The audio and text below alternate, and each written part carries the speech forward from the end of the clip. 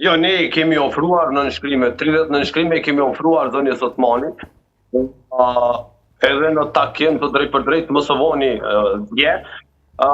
Natyrisht kemi konsideruar që pas të dështimit për një kandidat konsensual, kandidimi i zotit Konjusa dhe kandidimi i zonjës Osmani do ta maksimizonte natyrisht pjesëmarrjen në seancën zgjedhore të presidentit apo të presidentit të Republikës dhe do të garantonte se do të ishte mundësia më e mirë për të shmangur zgjedhjet e parakohshme.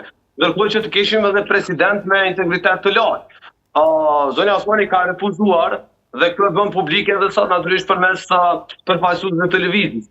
Po ndërkohë ne pandëm përmes Zonja Osmani ka refuzuar, ata fillimisht tanë është gënjeshtër. A është gënjeshtër?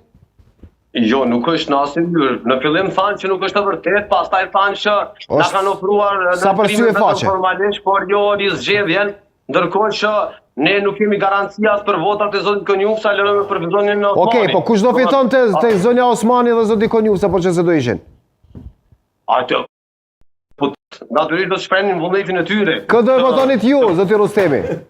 Po çështje personalisht domethënë është pak relevante kjo punë. Jo, shumë e rëndësishme një vot e bën diferencën zoti Rustemi. Një vot e bën diferencën.